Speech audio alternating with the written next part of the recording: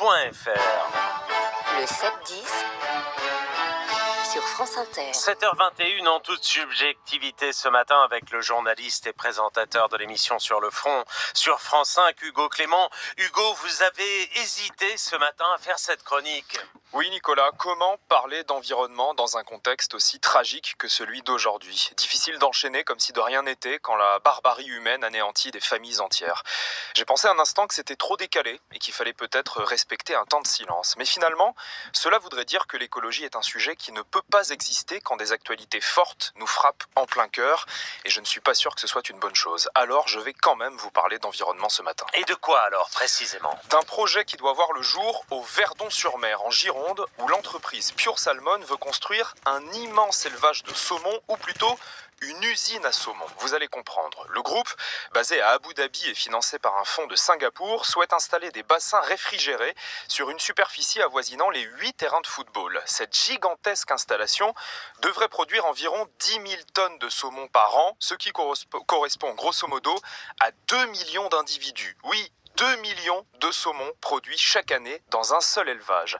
Ces poissons migrateurs, qui vivent à l'origine entre le Groenland, l'Atlantique et les rivières, seront entassés dans les bassins avec une densité ahurissante de 70 kg de poissons par mètre cube d'eau.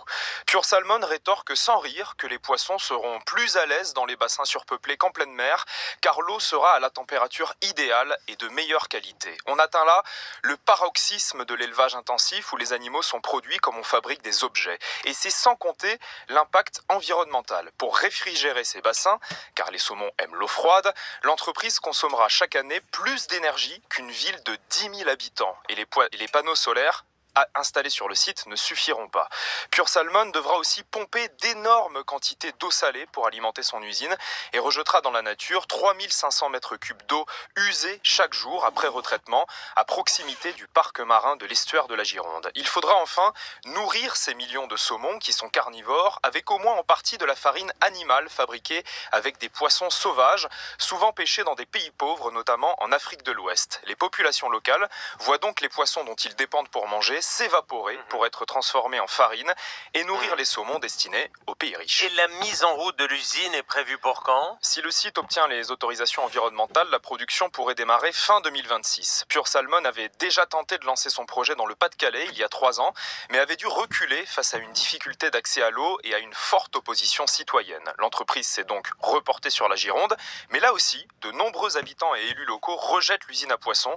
Une pétition a déjà recueilli plus de 50 000 signatures. Merci Hugo Clément, c'était utile de faire cette chronique ce matin. À mercredi prochain. Le 7-10 Every song is angry. You know, we're not really a daytime band. sur France Inter.